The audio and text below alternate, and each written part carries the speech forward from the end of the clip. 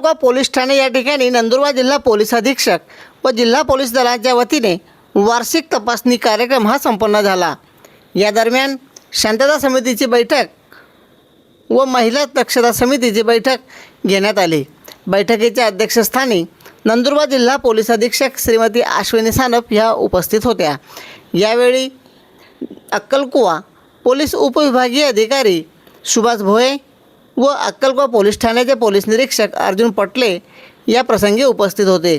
नंदुरबार जिल्हा पोलीस अधीक्षक श्रीमती अश्विनी सानप यांच्या पुढे शांतता समितीचे सदस्य व महिला दक्षता समितीच्या सदस्यांनी विविध समस्यांच्या बाबतीमध्ये या ठिकाणी समस्यांचे पाढे वाचले व शिवसेना तालुका प्रमुख तुकाराम वळवी यांनी शहरात असलेल्या अडीअडचणींसंदर्भामध्ये निवेदन देखील या ठिकाणी उपस्थित केले।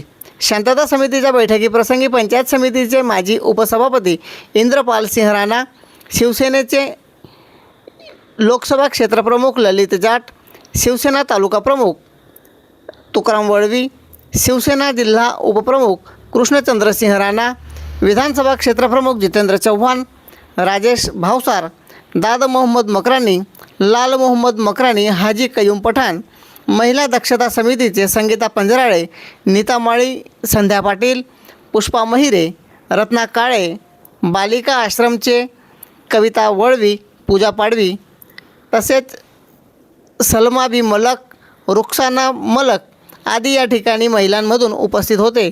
तर बापू महिरे, प्रवीण चौधरी, मोहम्मद हारून, सिद्दीक मकरानी, आसिफ मकरानी आदी या ठिकाणी उपस्थित होते। Chandrakant Chavan, 3G news 24 अक्कलकोवा। अशाच नवनवीन बातम्या व अपडेट्स बघण्याकरिता चॅनलला सबस्क्राईब करा, लाईक करा व शेअर करा। नमस्कार, मी अश्विनी सानप, पोलीस अधीक्षक नंदुरबार। 2 मेला मी या जिल्ह्याचा SP पदाचा कार्यभार हाती घेतला आणि तेव्हापासून या ठिकाणी जो काही क्राईम ट्रेंड आहे, या ठिकाणचं जे काही समाजकारण आहे त्याचा अभ्यास करत आहे।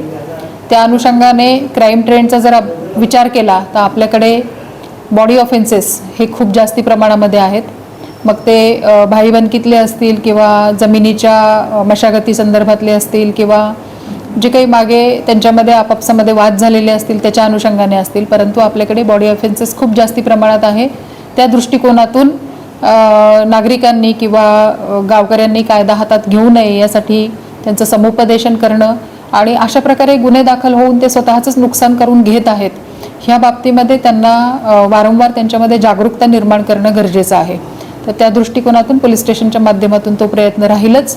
त्याचबरोबर इथे आदिवासी बहुल समाज असल्यामुळे, आदिवासी बहुल जिल्हा असल्यामुळे कनेक्टिव्हिटीचा एक खूप मोठा प्रॉब्लेम आहे आणि त्याच्या अनुषंगाने आदिवासी समाजाचे जे काही प्रश्न आहेत त्याच्या अनुषंगानेही कशा प्रकारे पोलीस स्टेशन मार्ग काढू शकतं या दृष्टिकोनातूनही सर्वतोपरी प्रयत्न सुरू आहेत। मुख्यतः व्यसनाधीनता हा एक मुख्य त्यांच्यातला अडथळा आहे। तर त्या अनुषंगानेही आपण व्यसनाधीनतेपासून दूर राहण्यासाठी काय प्रयत्न करता येतील आणि अवैध जे काही व्यवसाय आहेत ते कसे कमी करता येतील याचंही पोलीस स्टेशनच्या माध्यमातून आपण कार्यवाही करून घेत आहोत। त्याचबरोबर महिला आणि मुलींच्या सुरक्षिततेसाठी सुद्धा आपण प्रत्येक पोलीस स्टेशन भेटीमध्ये महिला दक्षता समितीच्या सदस्यांशी चर्चा करून त्यांच्याशी संवाद साधून त्यातनं कसा मार्ग काढता येईल, शाळा कॉलेजेसच्या आजूबाजूला सुरक्षित वातावरण कसं राहील त्या दृष्टिकोनातूनही प्रयत्न करत आहोत।